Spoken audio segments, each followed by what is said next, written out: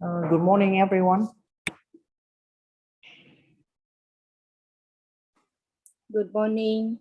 Good morning. Good morning. It's 9 o'clock, so I think we should start with our sessions for today. Welcome to the first sessions of the module online training program conducted by CMAIL Training Center in Vietnam, CMAIL Retract. My name is Phát, a program officer at International Development Department, and will be the moderator for today's sessions. Let me start by giving you a brief information about our module online training program. This program constitutes for, good morning. This program constitutes for modules such as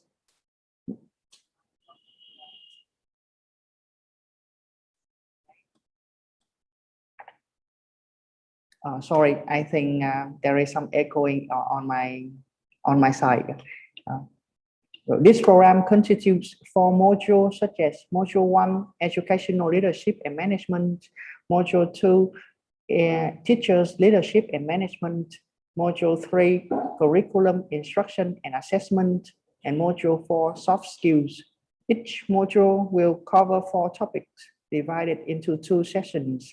We will conduct 1 session per month, expected to be always on Friday morning from 9 to 11:30. For today, we officially launch the program starting with the Module 1, Educational Leadership and Management. Covered in this morning are the first 2 topics, the pillars of educational leadership in digital age and understanding human behavior in organization. Before we start, I would like to mention some housekeeping rules.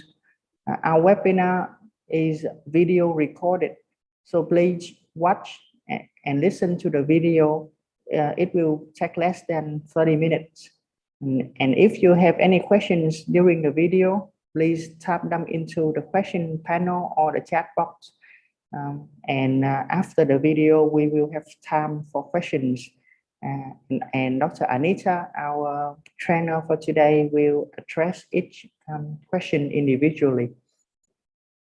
Our presenter today, Dr. Anita Clapano-Oplina, obtained her doctorate degree in education planning and management in the Philippines.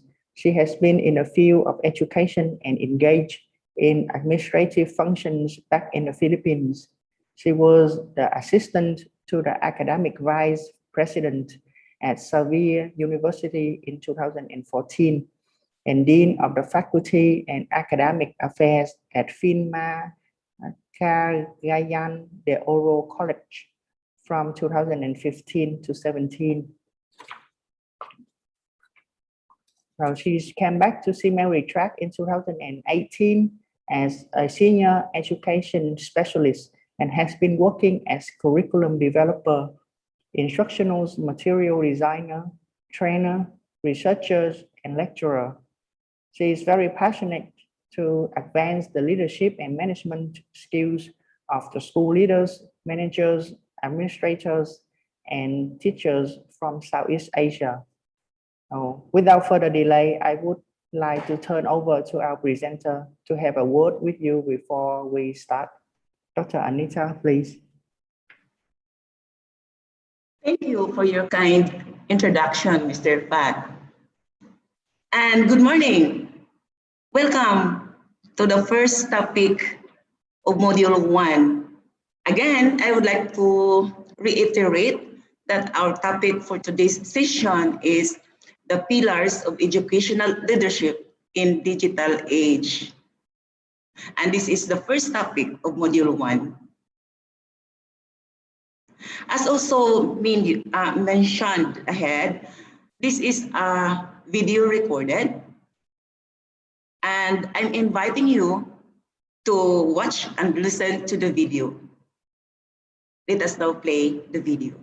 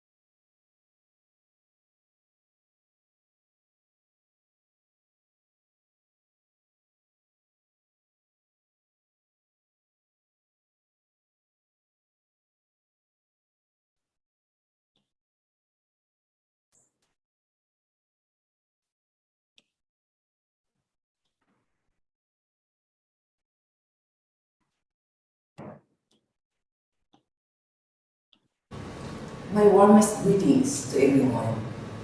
Welcome to our modular online lecture series. Our moderator has just presented to you our online training program constituting 4 modules with 4 topics for each module. I would like to say that the first topic of Module 1, the pillars of educational leadership in the digital age, resonates with our current mode of teaching, where technology is our vehicle to reach where our students are. And I would like to stress that the ultimate purpose of building digital leadership is to improve student achievement and the overall development of the school. Hence, while listening to my presentation, I would like you leaders and educators to think on how you could position yourselves to help improve the practices of your school for improved students' outcomes and for your school development. These are the key points that we'll talk about. The concept of digital leadership in education, the pillars of educational leadership in the digital age, and ways to apply the pillars of digital leadership in the educational context. Let us start. The concept of digital leadership in education. Digital leadership is a transformed construct of leadership that grows out of the leader's symbiotic relationship with technology. Digital leadership is a leadership that emerges from utilizing the benefits of using technology. In education, digital leadership means integrating technology in the classrooms and using technology in many ways crucial for improved students' outcomes and for the overall development of the school. How could teachers integrate technology in the classroom? Teachers must be given the autonomy to take risks, to not fear failure, and empower them to chart their own path to provide a better learning experience of the students. The end result will be a sustainable change in programs, instruction, behaviors, and leadership practices with technology as an important element to improve students' outcomes. Keeping that in mind, let us move to the second key point, the pillars of educational leadership in the digital age. Digital pioneer Eric Schillinger, author, thought leader, innovator, educator, speaker, has defined the 7 pillars of leading education in the digital age. They are as follows. Pillar 1, student engagement and learning. Pillar 2, learning spaces and environment. Pillar 3, professional growth and learning. Pillar 4, communication. Pillar 5, public relations. Pillar 6, branding. And Pillar 7, opportunity. Let us describe in detail. Pillar 1, student engagement and learning. Digital leaders understand that in order to engage students, it is a must to put real-world tools in the hands of students and allow them to create artifacts of learning that demonstrate conceptual mastery. But the unprecedented COVID-19 disrupted the education in all levels that prompted to shift to remote learning unprepared. The pandemic disclosed a tough reality that many educators already knew, and that was the fact that in many cases, education was preparing students for a world that no longer exists. Schillinger raises this question: how will learning change in ways that better meet the needs of all learners? The purposeful use of technology and sound pedagogy that empowers students to think through relevant applications should be the drivers. Learning going forward needs transformation teaching. Schillinger shared us a transformation teaching model consisting of 2 approaches. 1, transform approach, or high agency, and 2, traditional approach or low agency. I'm going to share the distinction of these 2 approaches. High agency facilitates learning, student-centered, learning anytime, anywhere, personalized, differentiated, due to learn, application-focused, integrating curriculum, and active learning opportunities. On the other hand, low agency delivers instruction, teacher-centered, classroom learning, standardized approach, learn to do, content-focused, looking for the right answer, teaching segmented curriculum, and passive consumption. Changer encourages us to transform teaching using high agency to engage the students in the learning process. Pillar 2, learning spaces and environment. Learning space refers to a physical setting for a learning environment, a place in which teaching and learning occur. Learning spaces must focus on how learner expectations influence such spaces. The question is, how will the environment and conditions under which students learn change to more adequately reflect the reality of the world they live in? Remote learning has brought to the forefront the need to develop pedagogically sound synchronous and asynchronous strategies, especially in virtual environments. The space during the COVID-19 pandemic is no longer a brick-and-mortar school, but a home. A more concerted effort to personalize learning through high-agency practices, such as blended learning, is needed. Many students are doing well during remote learning, as they have been able to follow a unique path or learn at their own pace, as well as many are left behind. This might be one of the most valuable lessons learned during the pandemic and can be a catalyst to re-envision learning when schools reopen. Pillar 4, professional learning and growth. How will professional learning change to better emulate the conditions where students are now expected to learn? This question also takes into consideration the support that teachers and administrators need based on the lessons learned from COVID-19. Reality check. Many schools were not prepared to implement remote learning. While educators across the world step up and have made it work, support must be prioritized. When it comes to professional learning that leads to improved outcomes, the research is clear that professional learning should be job-embedded and ongoing. Leaders are always learning and growing their craft.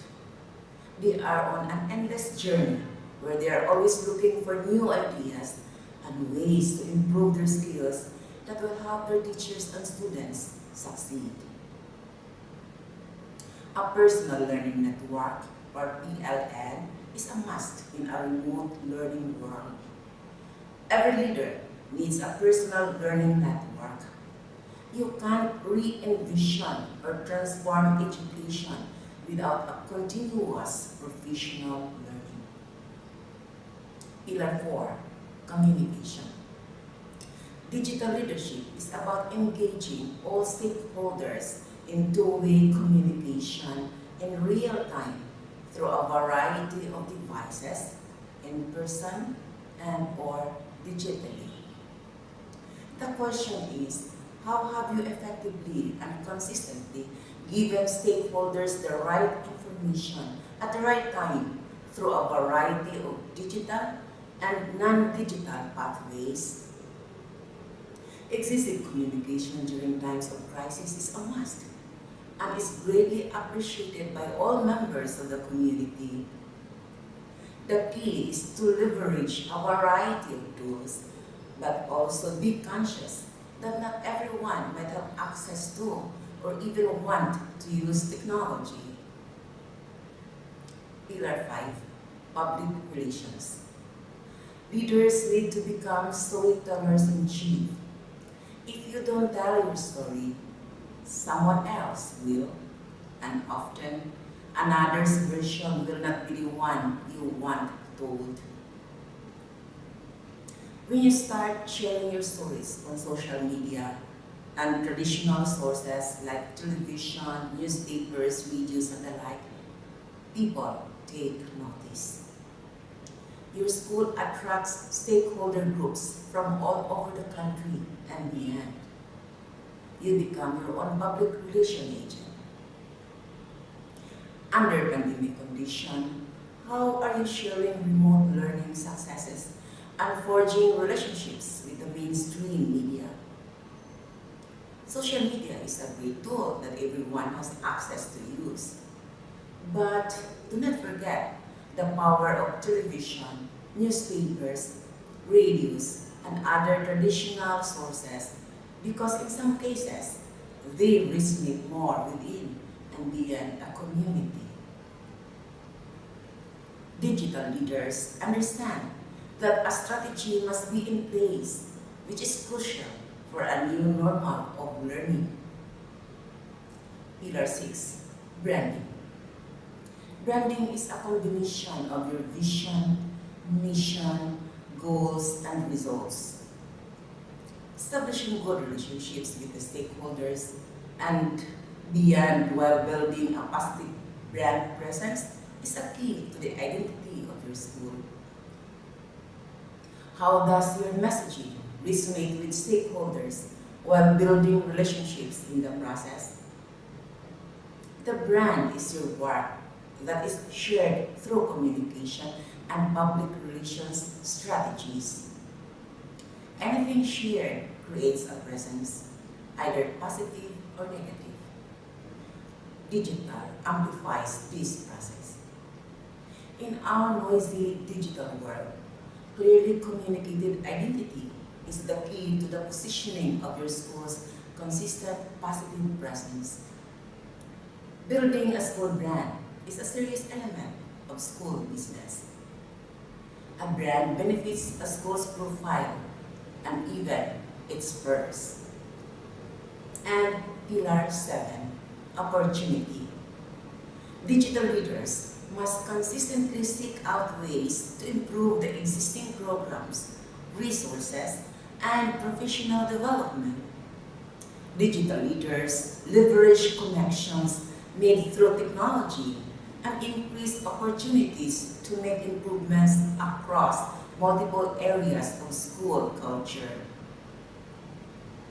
Improve the work, share the work, celebrate the work, and the process of change will take hold. Here are a few points to keep in mind. Leadership is about action, not title, position, or power. Teachers are just as, if not more, important than administrators in terms of ushering in change at scale. Autonomy, selfless support, and a growth mindset are critical. The most effective leaders are not in it for themselves. They are great because they build capacity, promote the success of others, provide needed support, and always give credit where it belongs. Digital leadership can lead to the creation of schools that not only work better for students, but transform them holistically. Again, the 7 pillars of digital leadership in the digital age are student engagement and learning, learning spaces and environment, professional learning and growth, communication, public relations, branding, and opportunity. Knowing the 7 pillars of educational leadership in the digital age moves us to the third and the last key point. Ways to apply the 7 pillars of digital leadership in educational context. For Pillar 1, student engagement and learning, support creating a learning culture where students use digital tools to do real-world work. support creating artifacts of learning to demonstrate conceptual mastery, focusing on pedagogy first, technology second, when appropriate. Support teachers, students, and parents in engaging effectively with the school digitally. Create a culture of collaboration and innovation among teaching staff for rigorous and relevant learning. For Pillar 2, learning spaces and environment. Design a school that looks, feels, and functions like the real world. Creating learning environments that are reminiscent of the world that prepare students to be successful. Support teachers teaching children digital citizenship, keeping them safe and responsible as they engage in the digital space. Create environments and spaces that provide an open, bright, and flexible space for learning. Integrate technology to make students flexible with time to focus on learning and express their natural creativity. Utilize teachers as facilitators. Promote interdisciplinary and interconnected projects. Make learning fun.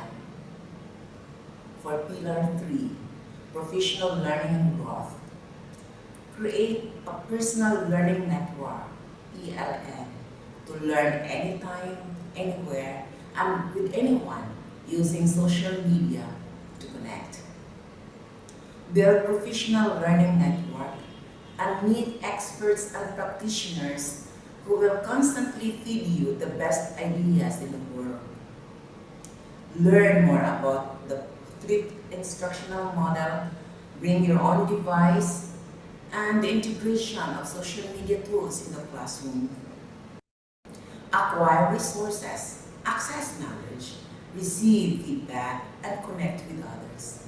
Never stop learning. Check out these blogs: TeachTalk, Edudemy, Getting Smart, Inserts, Free Technology for Teachers, Teach 100, Educational Technology and Mobile Learning, Connected Principles, Leadership 30. Take control of your learning. For Pillar 4, communication. Meet your stakeholders where they are: parents, farmers, fishermen, employees, employers, people in the local government, companies, establishments, and others, in person or virtually. Communicate your message in a manner that your stakeholders understand. For Pillar 5, public relations. Be the storyteller in chief. Create your own positive public relations platforms using free social media tools and traditional sources that allow you to get out your message and to control the content. Share teachers, students, and staff innovations and successes through various forms like news stories, photos, and others across various social media channels. Encourage community stakeholders to share positive school stories via social media. For Pillar 6, branding. Create a positive brand presence that builds trust, admiration, and support for the work being done in the school. Focus on the positive presence of your school. Create a brand that will resonate. Communicate clearly and consistently to the stakeholders. And for Pillar 7, opportunity. Tell your story. It will bring opportunity for your school. Share about the innovative work taking place in your school. The more you share, the more opportunities will come your way. Build mutually beneficial partnerships with organizations beyond the local community to provide relevant and authentic learning experiences. The digital world allows you to open doors like never before. I would like to end my presentation with a brief summary. The interconnectedness of the pillars of digital leadership leads to continuous improvements in school culture and professional practice. You can integrate technology and create more rich, authentic learning environments in ways that are not going to drain your budget. Take advantage of our digital moment in the pandemic crisis is imperative. Cultivating and modeling the mindset, behaviors, and skills that can change school culture through technology integration is essential to digital leadership. In the end, the success of digital leadership is improved student outcomes along with the development of the school. Thank you for your participation.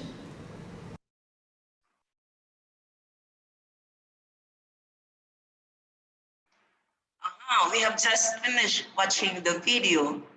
I hope the video is clear.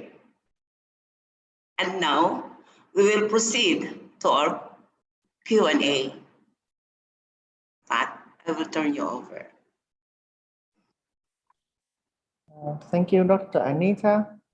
Well, dear participants, as the video has is finished, just a kind reminder, please to be sure tap in your questions into the question panel so that Dr. Anita could address each question individually.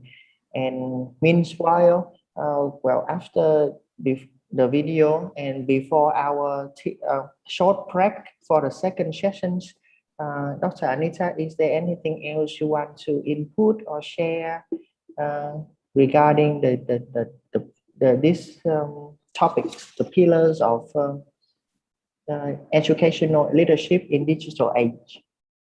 Yeah, I think the pillars of educational leadership is really very, very important now because of the pandemic. I guess I really wonder in your context if you are using remote teaching this time, or are you still on a face-to-face classes? But I'm pretty sure that digital social media are really very, very important at this point in time. And schools all over the world are utilizing social media to reach out where our students are. So I would like to listen from your end, maybe your experience about using social media, about being leaders in this digital age, especially under pandemic condition. I would like to know your practices, and also perhaps you would like to share with us really your experiences. And maybe you would like to ask questions. And here we are, we will share our experience, our ideas and thoughts about how we use social media and how is social media doing in our own context. So now we are ready for your questions or sharing of ideas and experience. You can write on the question panel, right? For that.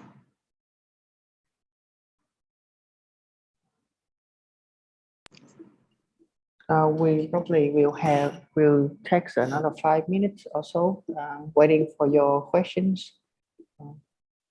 Well, meanwhile, I probably would like to, to list a few things before we start our next sessions about understanding human behavior in organizations. So after our Q&A session is over, we will have 15 minutes break, and probably we'll resume the second sessions about understanding human behavior in organizations at 10. Yeah.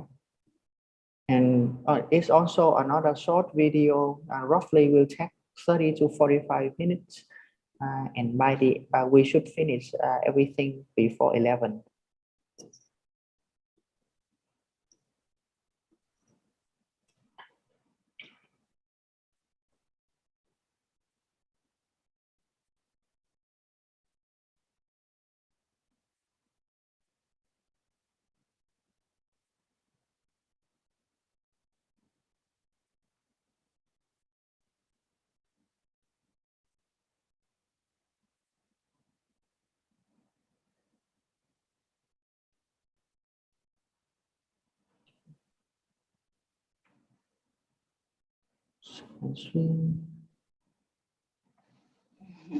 And also, I would like to inform you about the today materials as I've shared the email with you and with all the link in our website vncmail.ogr/module online training, and in the module tab up here, like I'm sharing the screen, you will see all the necessary materials uploaded, such as the today PPT and also the assignments for each sessions.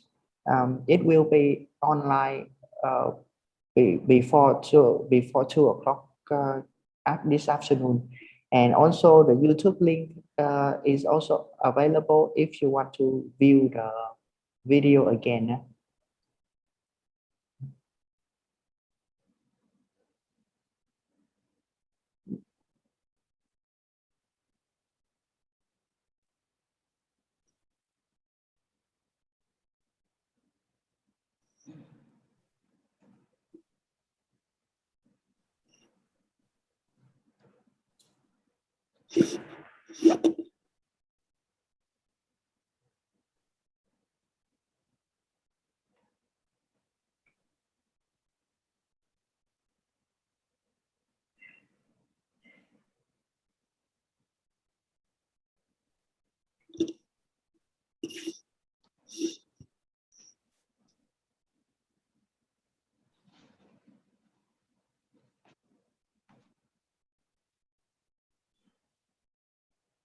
I think I can ask a question just to start our conversation.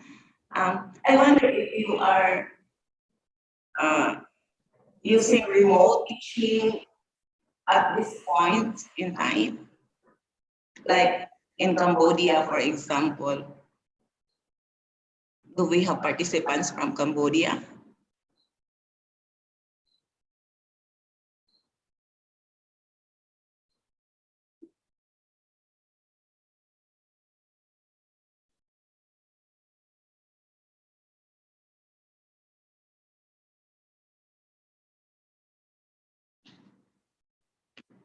Mhm.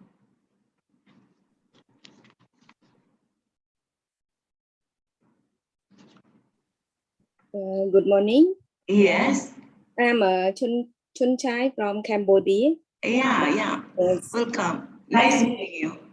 Yeah, I work for teacher training department, Ministry of Education, Youth and Sport.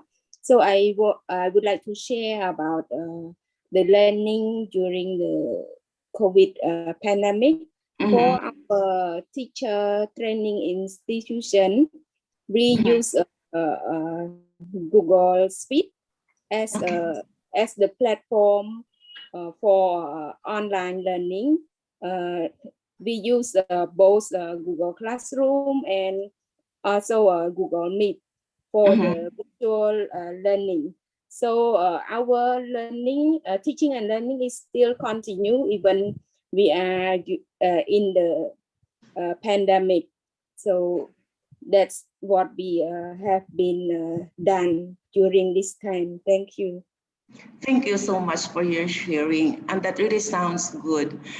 I am asking that one because one of the pillars of educational leadership is student learning and engagement, or learner learning and engagement. And I'm happy to know that you are continuing your training using like Google Meet and Google Speak. Now, and you see, how are you going? I mean, how have you engaged your students learning in process using the Google Meet, for example? I guess you can do some activities, right? Because the important thing here that Schrödinger is trying to tell, to be a digital leader, is to allow students really to engage the learning process, to be able to maximize their potentials. And using the social media, as you said, really is a tremendous, is great. But we can also use other media, I mean, social media, along with that one, if we would really like to have really an engagement, the learning process be enhanced. You still have other, like, we can have like Facebook or WhatsApp or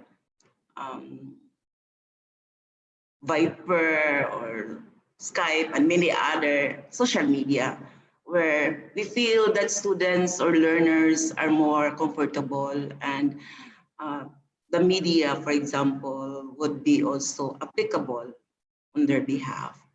So we have our own platform, but if you would like to extend our platform to really be able to reach out where our students are and where they are more maybe available, then we can do that in process. Because digital leader does not just be confident in using one aspect, of social media. We can use other social media. And Synergy also is telling us that, there are also traditional resources that might already be left behind and maybe also are functional. Like, for example, we can use, that depends on the context and circumstance. We can use television, we can use radio, we can use newspapers and other forms of communication, to reach out where our learners are. That is case-to-case basis. That would depend on the context and circumstance. Thank you so much for sharing us your experience. Okay, do we have more?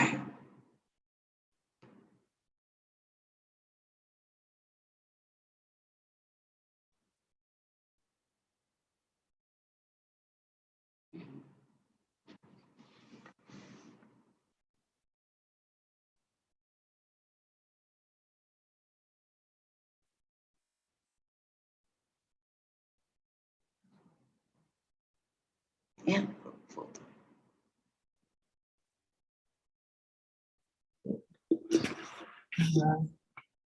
So before we are closing these sessions, this first sessions, I would like to take a group photo.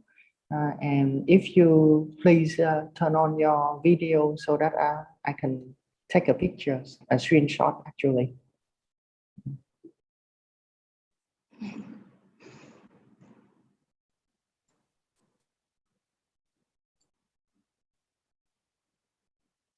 Oh, Aida.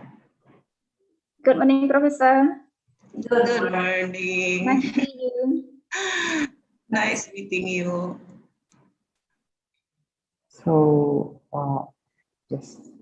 Oh, Yeah. Mr. Mo, welcome. So It's so different when we see each other. we will take a screenshot and take a picture of everyone today. So please turn on your video for a moment, and then we can stop. We can close our session today. And no. Check.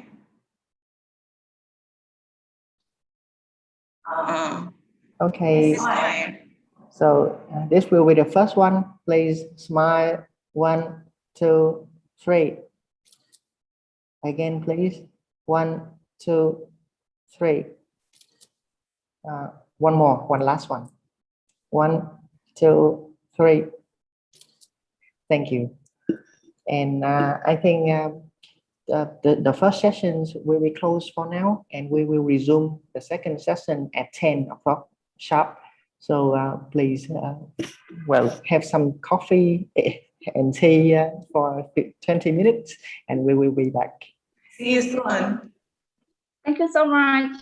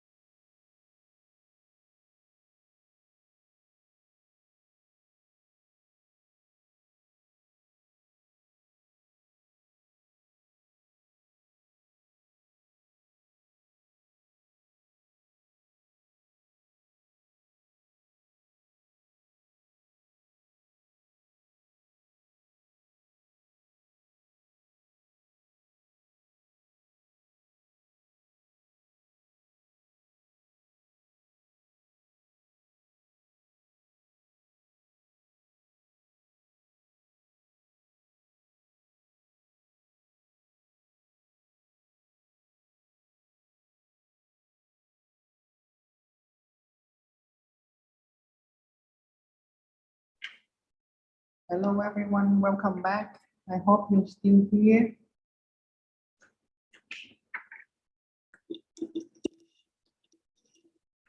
We will resume our sessions. Dr. Anita, are you here?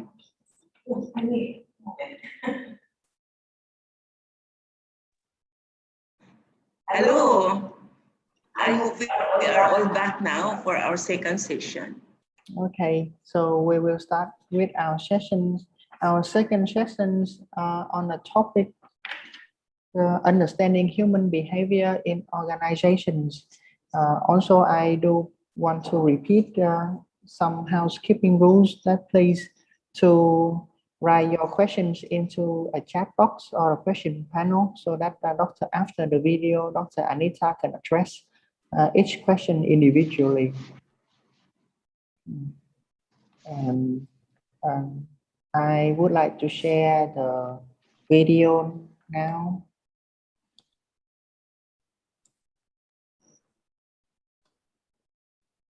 Welcome back to topic 2 of module 1, understanding human behavior in the organization.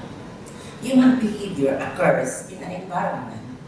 The environment is usually a family, school group, work group, organization, which can be school organization, company organization, and the like. Each of these environments is a system with systemic properties and dynamics that influence how that system interacts with a person's behavior. Keeping that in mind, I'm going to share with you 3 key points as follows. The concept of human behavior in the organization, the factors affecting human behavior in the organization, and the challenges of human organization behavior and ways to deal with the challenge. Let us start. The concept of human behavior in the organization. Human behavior refers to the physical action of the person that can be seen or heard, like smiling, writing, talking, nodding, and the like. People exhibit thoughts, feelings, emotions, and sentiments that result in behavior similar or different inside the organization and outside of the organization. Human behavior in the organization outlines the vision, mission, goals, and values of the organization. These define how its people interact within one another within its setting. Knowing human behavior, attitudes, and performance in organization makes us understand better ourselves and others. Through this, we can relate one another better and attain competencies needed to become effective employee of the organization. And this human behavior becomes a collective behavior of the organization, which is then called an organizational behavior. Organizational behavior refers to the actions and attitudes of individuals and groups toward one another and toward the organization as a whole, and its effect on the organization's functioning and performance. Thus, in an organization, there are groups. Individuals form the team group. Small groups such as unit, department, program. Big groups such as school, company, industry. These groups establish levels of organizational behavior such as individual level, group level, and organizational level. The understanding of the individual behavior, group behavior, and organizational behavior is critical to success as a leader, and it requires a systematic study to grasp all of the variables that impact behavior. These levels of organizational behavior are determined by a set of factors that affect how individuals and groups act in organizations and how organizations manage their environment. This moves us to the second key point, the factors affecting human behavior in the organization. I would like to share with you 4 factors affecting organizational behavior. 1, people. 2, structure. 3, technology. And 4, environment. People. People make up the internal social system of the organization. That system consists of individuals and groups. And groups may be large and small, formal and informal. Groups are dynamic. Groups form, change, and disband. Since the organization is a combination of a group of people, managers must handle the people in the right direction. The people within an organization are ones of the primary influences over the overall organizational behavior within the school. Various personal characteristics that may influence organizational behavior include the educational level of employees, their backgrounds, abilities, and beliefs. To guide people or employees who have different educational backgrounds, talents, and perspectives is very challenging. Managers must understand, predict, and control the people. Structure. Organizational structure, by definition, is a system which allows the provision of the division, grouping, and coordination of various activities within the organization. It provides an outline of the task which shall be completed by individuals and groups. It is assumed that the organizational design and structure can be considered as a key shaping force in the organizational behavior. They are highly influential towards the implementation of strategies and also significant towards being able to trigger both employee commitment and motivation. Because of the high degree of importance which is placed upon organizational structure, it is apparent that many firms in today's time are already veering away from the traditional forms of management. For instance, instead of the deployment of an organizational structure which is mechanistic or stable, many firms are now using a structure and design which is organic or adaptive. The use of such organizational structure is said to give them the benefit of flexibility and being more dynamic. With such, it can also be assumed that there is a greater flexibility towards the management of the behavior of the workforce. In addition, it is also important to take note that certain aspects of organizational behavior, such as the turnover satisfaction, the performance of the workforce, are greatly influenced by its structure. In an organic or adaptive organization, it can be seen that the level of employee satisfaction is higher. The satisfaction is physically higher because there is a greater degree of responsiveness in accordance with what is needed, rather than being able to be stable regardless of the situation which the work environment is confronted with.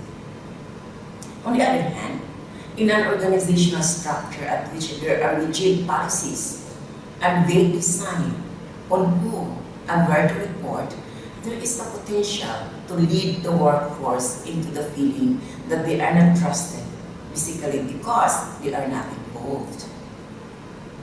In such organizational structure, employees may demonstrate low quality of work and low degree of productivity, basically because there is a failure from the management to provide an organizational design which clearly outlines their responsibilities and hierarchy.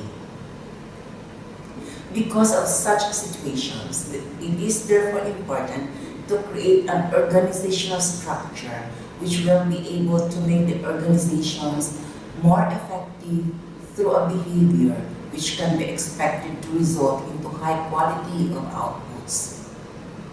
Technology. Technology provides the resources with which people work and affects the tasks that they perform. They cannot accomplish work with their bare hands. The use of technology is often an overlooked component of organizational behavior. For example, employee within a company may exhibit the organizational behavior of communicating primarily via email, while employees in another organization may make it a habit to walk down the hall to others' offices to speak face to face. Technology affects organizational behavior in that it allows schools or companies to increasingly allow employees to work from home, resulting in less bonding among employees. At the same time, the use of technology can bring together people separated geographically using teleconferencing, for example. The technology used has a significant influence on working relationships, affecting organizational behavior and environment. All organizations operate within an internal and external environment. A single organization does not exist alone. An organization is a part of a larger system that contains many other elements, such as government, family, and other organizations. Numerous changes in the environment create demands on organizations. The environmental influences on organizational behavior can come from both internal and external sources. An organization engaged in a highly regulated school may have a strict and structured culture due to the need to conform to certain laws and regulations from the school's external environment. The internal environment of an organization also affects organizational behavior. For example, a struggling school will often have a different organizational behavior than a successful and growing school. Employees' perceptions of how their school is viewed by the local community can impact behavior. If an employee is aware that her school is considered to be underhanded or lack of quality education, her actions may also be that way. It is a case of living up to expectations. However, if a school is seen as a pillar of the community with good management and quality education, employees are more likely to exhibit similar behavior because the stakeholders expect that from them. Employees and leaders consider environment a factor in building effective organizational behavior. The interaction of people, structure, technology, and environment determines the organizational behavior of the school. Knowing the 4 factors affecting human behavior in the organization, the next thought comes to mind is about the challenges and how to deal with these challenges. This moves us to the last key point, the challenges of human behavior in the organization and how to deal with these challenges. There are several challenges of human behavior in the organization, but in this presentation, I will share with you the 4 most common challenges affecting the behavior in the organization. These are diversity at work, ethical behavior, globalization, and technology. Diversity at work. The workplace is an increasingly diverse space. There are people of different races, cultural backgrounds, sexual orientations, and ages. The challenge facing managers from an organizational behavior point of view is how to manage this diversity in a way that will positively impact the organization. How to deal with this challenge. Managers have to move away from treating everyone alike, while at the same time valuing every individual employee's contribution to the growth of the organization, so as to maintain its valuable employees. Help ensure that this occurs on all levels of the organization through proper training. employ categorization of employees who are heterogeneous in terms of gender, race, ethnicity, community, physical disadvantage, elderly people, and others. The primary reason to employ heterogeneous category of employees is to tap the talents and potentials, harnessing the innovativeness, obtaining synergetic effect among the diverse workforce.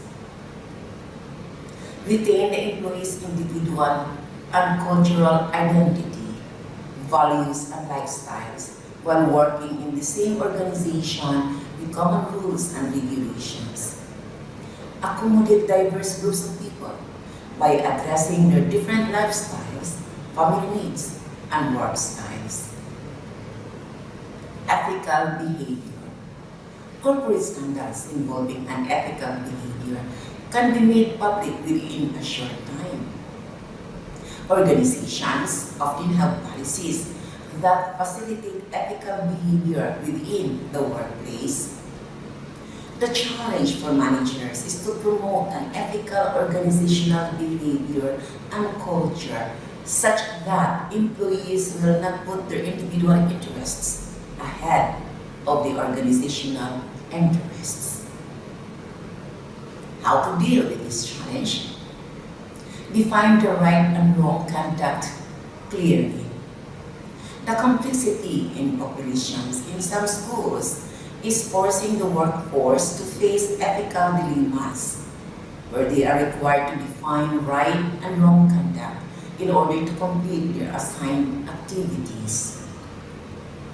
Establish and define clearly ground rules governing the constituents of good ethical behavior, differentiating right things from wrong behavior.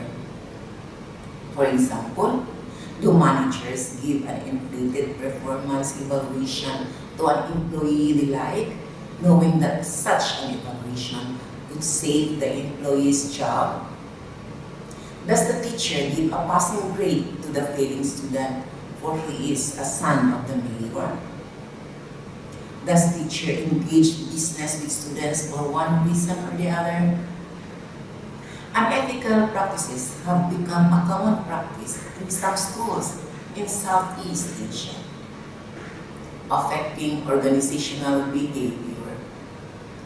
The policy of ethical behavior must be clear and must be implemented consistently. Globalization. Through globalization, organizations that were once local become global, and that global become local. With this in mind, there is a need for organizations to demonstrate a higher degree of responsiveness and provide an assurance that its current management systems in place are in accordance with the requirements of the current environment and context. The world becomes closer and smaller as a consequence of globalization. It makes significant changes in organizational behavior. There is an urgent need to address managing organizational behavior. How to deal with this challenge? Establish better management of organizational behavior. Globalization calls upon the greater need to manage organizational behavior effectively to assure that the people are comfortable under a diverse working environment, making them more effective and efficient in their jobs. Minimize negative consequences on the way people behave and functions within today's contemporary organizations. Learn many international management techniques, especially those which relate to management of the workforce, to be assured that the workforce is not negatively affected by the outcomes brought by globalization and technology. The world has changed a lot after its appearance in the 19th century.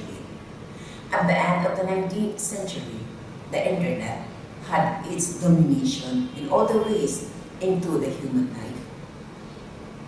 In the current remote learning due to COVID-19 pandemic, technology is the tool used to continue education at all levels.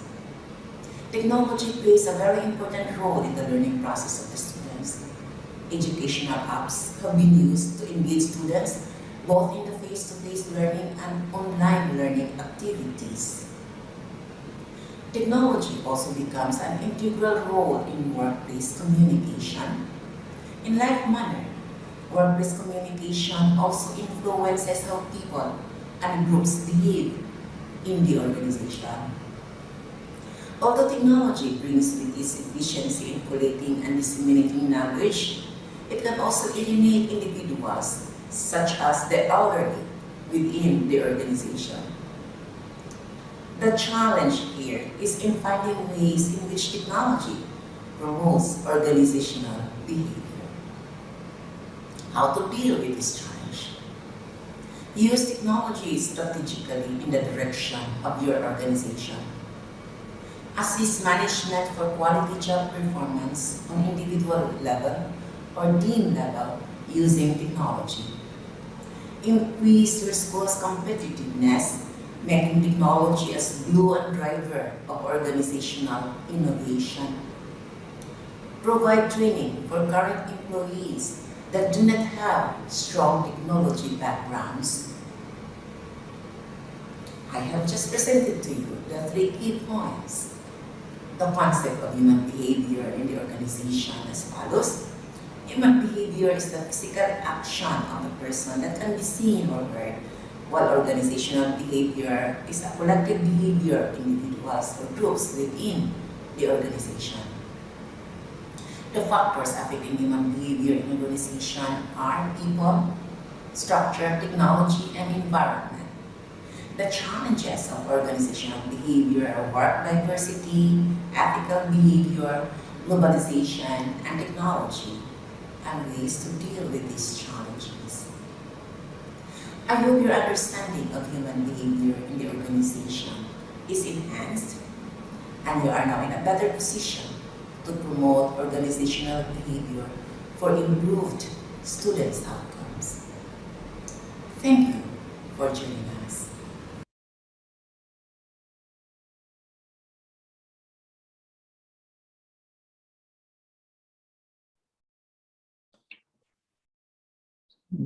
The video is finished, and Dr. Anita, would you like to add anything in?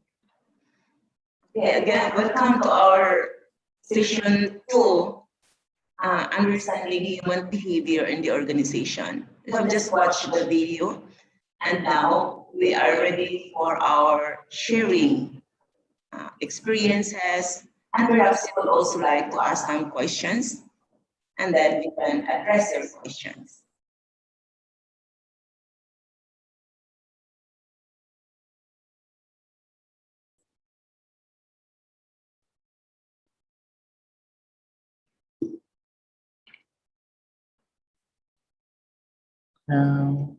Just a small reminder, please be sure to type your questions into a chat box, and Dr. Anita will address each questions individually. And as someone have asked whether the PowerPoint and will be uploaded online, so I will share my screen with you first regarding these questions. So in the email that we have sent you days ago or yesterday at the website vncmail.org/modular online training, and you can find all of the relevant documents in the modular tabs. The PPT and the assignment will be uploaded online before 2 o'clock of today. So please access the website to download the PPT and the assignments after around 3 or 4 p.m. And also, if your connection is not good with Zoom, you can connect through a YouTube link. However, this link can only be connected after the Zoom has been started.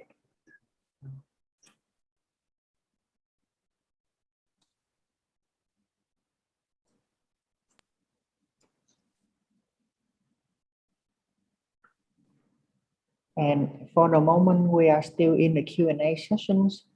So if anyone would like to share or would like to ask Dr. Anita about the experience or in related to education, please do raise your voice.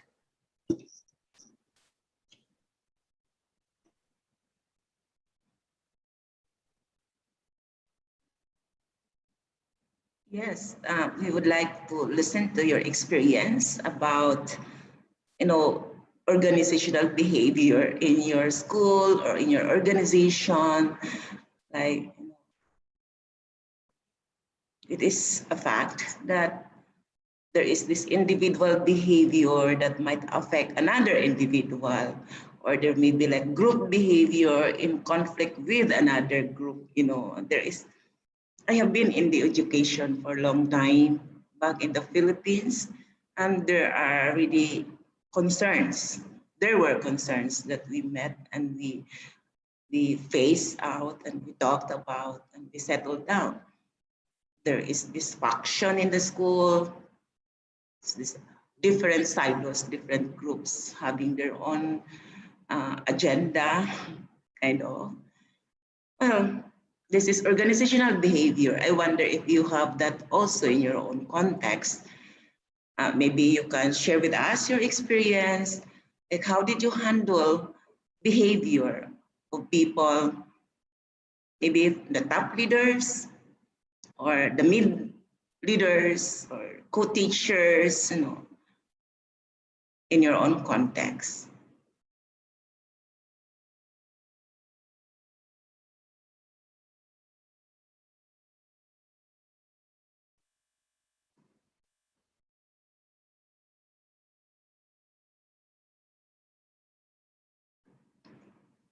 While you are maybe figuring out what you would like to share with us, perhaps I can share you my experience back in the Philippines when I was the Dean of Faculty and Academic Affairs. I was really amazed, by my COO, Chief Operation Officer of the school, because he has this style, of managing his people. Maybe to avoid conflict, maybe to avoid really like huge conflict that might create tensions, in the school. That was then. When I started working in that university, I was really glad and I was amazed by the very important character trait and leadership trait of my COO. Why? It was because he had really time for all of us.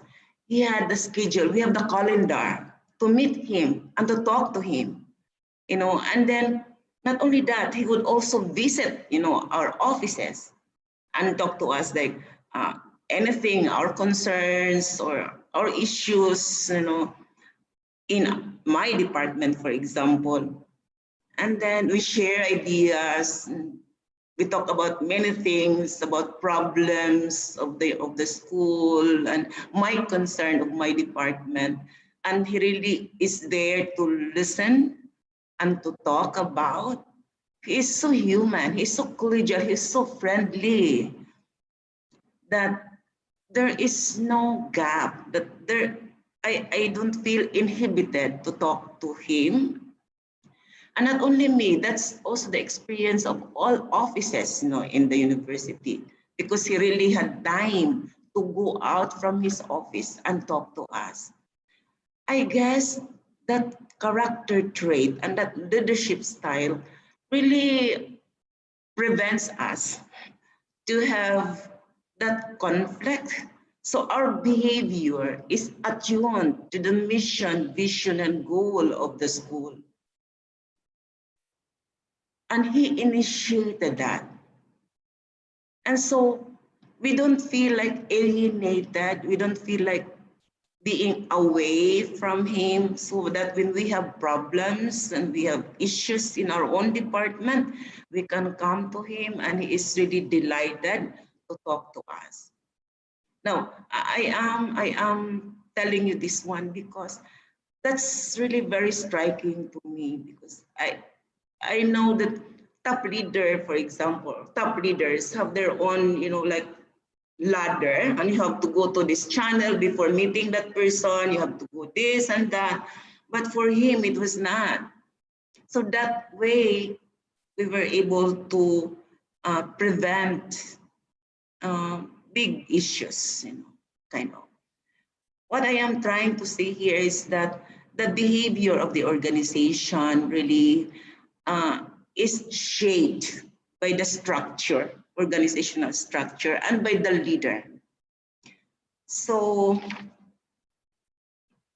that is one thing, that the positive side of leadership that I would like to share with you. But back in my other university, the problem was different, But that university where I was in, I was so glad to have that kind of leader. Okay, so that was my experience. Maybe you would like to share yours. What about Mr. Kel? You would like to say something?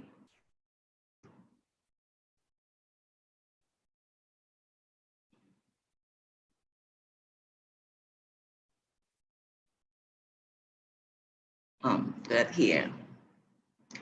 Maybe because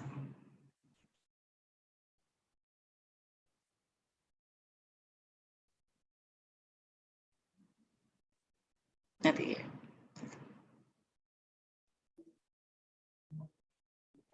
Yep. So, Doctor, we will close the session for today. Well, before we close our session today, I would like to remind you of some important notes. First, you can access the link that I sent you in the chat box. That Google Form link, the first link in the at vncmail.org/module online training and /module.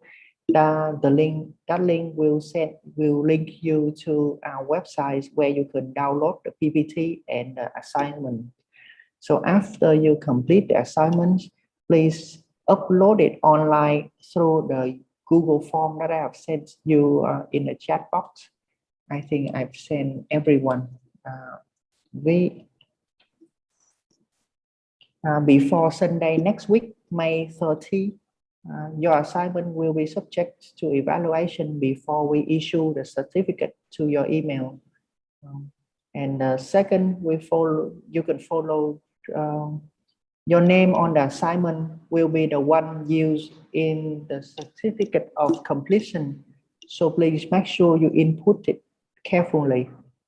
And finally, we would like to invite you to join our second sessions on Friday, June 18, for the last two topics of the Module 1, Instructional Leadership and Resilience in the Workplace. And probably 2 or 3 days before that, we will send you the Zoom link. So I will still be here. If you have any questions, please let me know so that I can assist you in completing either the assignment or downloading the PPT.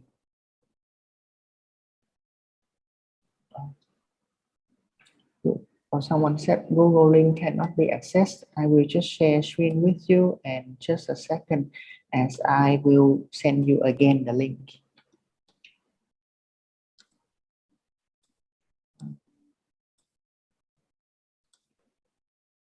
This requires permissions.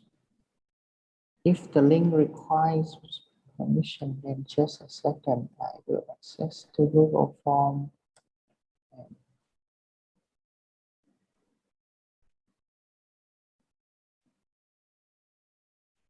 Access. Options.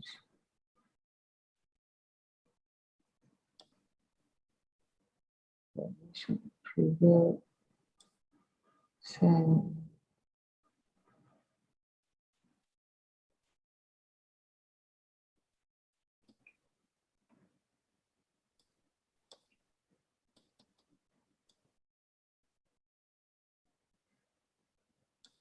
I think that should be the one.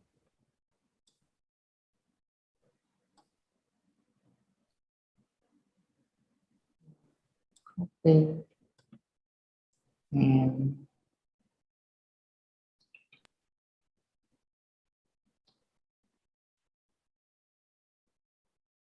stop sessions. Chat box. Please, if you can try again on the Google form where you're submitting your assignment, I've just sent everyone again the Google form, if you can access it.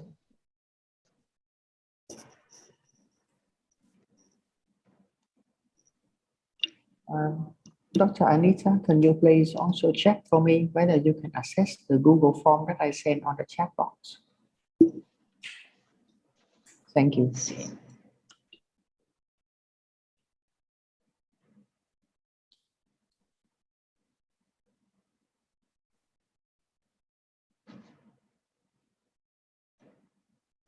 Yes, I can access. I can access, yeah. Yes. For our participants, can you please double check if you can access? Anyone, please. Hello, we cannot access it. We need your permission to the form. Oh, all right. Let me set it up again.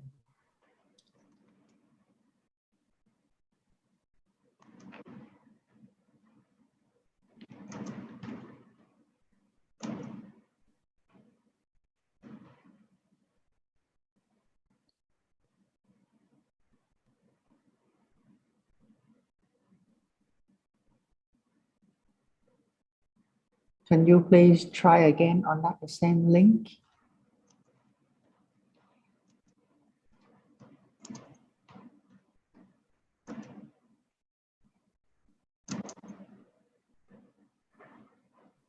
Okay, we can access now. That should be the one that I shared the screen with you.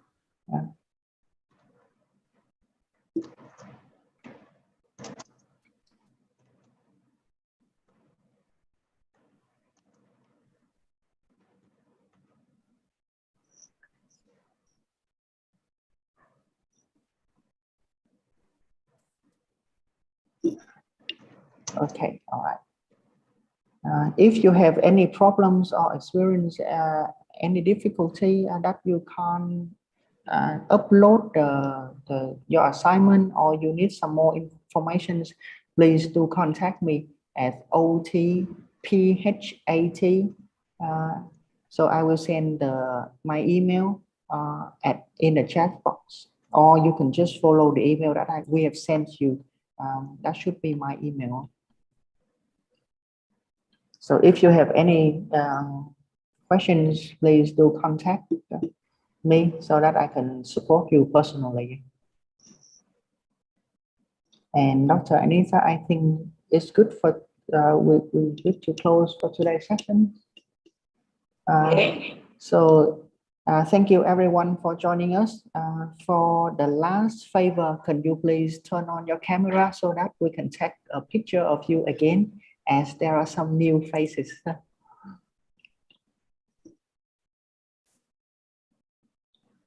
Oh.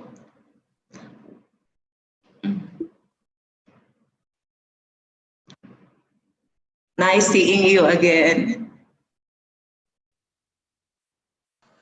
Nice to you. Yeah. Okay. I would like to ask a little question. If you have any little task, I would like to ask little question. Okay. Yeah. Yes. This program is received from our country received yesterday. Thus, I understand this program, educational leadership and management module. This portion has a 4 portion. One, the pillars of educational leadership and digital age. Second portion is understanding human behavior and organization. In the instructional leadership, and last portion with silence in the workplace. Yes. That the date I see, I understand 2 days. Well, the first one is today, May 21st May 2021. And for this 2 days, today the seminar starts for 2 portions. Yes. Yes, and third portion and the last portion starts where we June 18. Okay. June 18, yeah. Yeah. Today, this portion's assignments where we submit maybe before 30 May. Yes, I understand. Okay. Yeah. Is that It's a bit, well, let me recap again about the program, about this module online training program, as we have 4 modules, and each module will have 4 topics. Today, we cover 2 topics, the pillars of educational leadership in digital age and understanding human behavior in organizations. Therefore, we will have 2 PPTs available and also 2 assignments available on the website for you to download. However, the YouTube link will be only 1 because it's a full day today. So it's gonna count, yeah. And for the June 18, there will also be 2 topics, instructional leadership and resilience in the workplace. Just like today, we will start at 9 and expect it to be finished before 11 or the latest 11:30. Yeah, so the date may change, and if there is anything change, I will email you and inform you. Even it's just we even just the time. So that's on our website. That everything listed there is expected to be the schedule, the final schedule. However, like a sudden spread of COVID-19 or something like that, we may have to delay a bit. Yes. Okay, today's sessions I'm late because also our country life is not so good. So Yes. I understand. Late. Well, regarding the network connections, we suggest you to connect to any network that run at 2 megabytes per second, because at that rate, then the video will not be lag, and also the audios will be smooth. However, the best that if you can connect by line, you get a cable and plug it into your computer instead of using Wi-Fi, because the cable is at the moment is better than running on Wi-Fi. Excuse me, Dr. Anita. Yes. I have posed a question in the chat box, in the chat, and it's about the staff behavior in the organization. As we know, have like the in-group and the out-group member in the organization. So how can we get the out-group into the in-group? Because I can see that usually it happen in some organization. We have like in-group member and out-group member, and the in-group member is the one who like to contribute more. They work up and beyond their job responsibility, and the out-group one is the one who just come to work, do their role, and then go back home. They don't wish to contribute more to the organization. So the question is, how can we get the out-group members into the in-group member? Thank you. Okay, thank you so much. You have a very interesting question. So there are 2 groups now. We have the in-group and the out-group in your context. The question is, how can we invite, how can we inspire the out-group to join and contribute to the in-group? I think that would also be depending on how you arrange the group. Perhaps there is really this definition of work, or you have like structure that way, and probably the out group also will be hesitant to join to the in group because of that classification, I suppose. But in terms of like encouraging the out group to contribute and to join in to the in group, there must be, for me, there must be a proper communication. There must be like the welcoming, and that must be clear from the out group point of view. Perhaps there is this feeling of the out group that, well, I am here, so I'm not needed. This is where I am assigned. So that's their work. You know, perhaps there is this feeling of distance and afraid maybe to come in to join because of that classification, I suppose. Now, in that sense, you can lower the bar if there is what you call like a bar, or there is, well, how is that? Yeah, there is a standard or there is a policy. Maybe that must be clear to both the in group and the out group. That's my thinking, because if in that case there is already a classification, I suppose, so either way are hesitant to join in. Yes, well, I think, yeah, aside from the policy, I think communication is very, very important there. Like reaching out and letting them know, and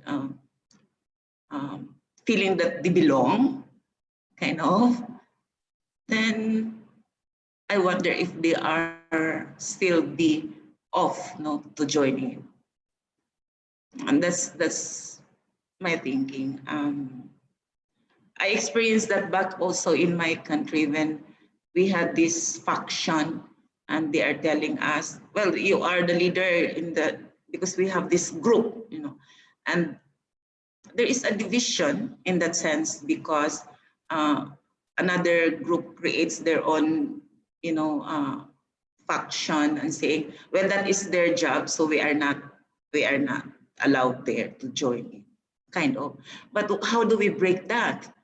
We had a meeting, and then we devise really a standard, a policy, and that makes sense. We get their cooperation. Okay, so communication is very important. Meet these people and touch their minds and their hearts. And once it's clear to them, they will voluntarily be with you. Okay, thank you so much. Okay. Thank you.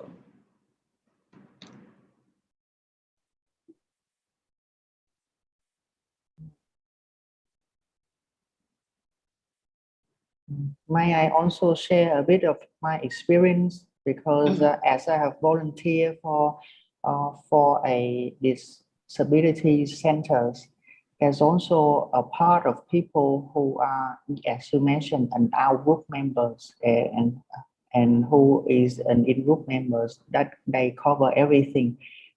From communicating to the disabled persons, and also try to make friends with them, and doing all the work at the organizations. So just like Dr. Anita mentioned, I believe that, and I've seen that, first of all, communication is pretty crucial, as the perceptions of the out group member should be changed. Yeah. As they believe they only need to contribute for what they pay for, instead of contribute to help the organizations to make friends, to enjoy the workplace.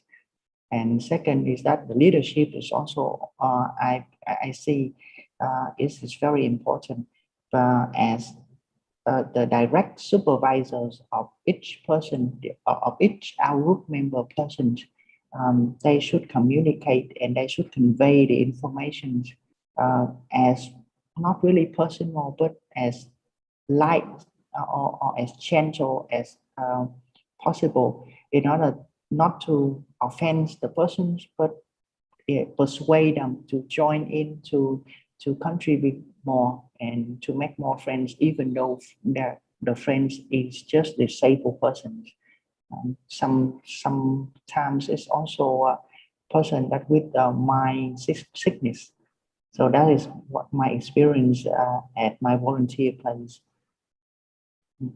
Thank you.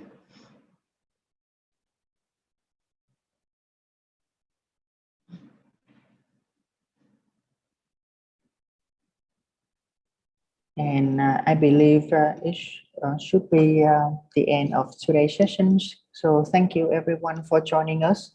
And we really appreciate you being here.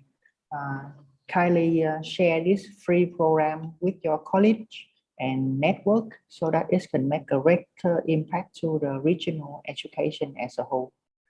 And we really look forward to meeting you again soon.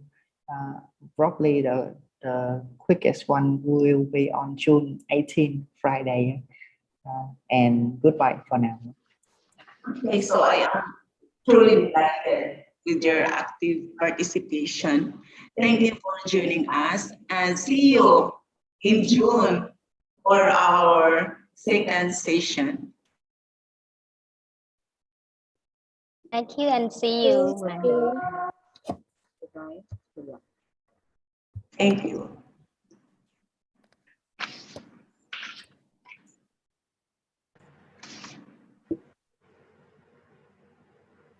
Mr. Steven John, thank you.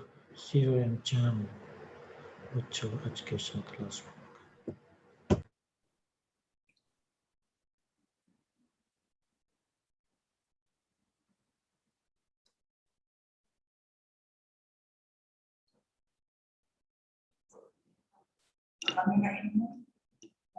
You don't have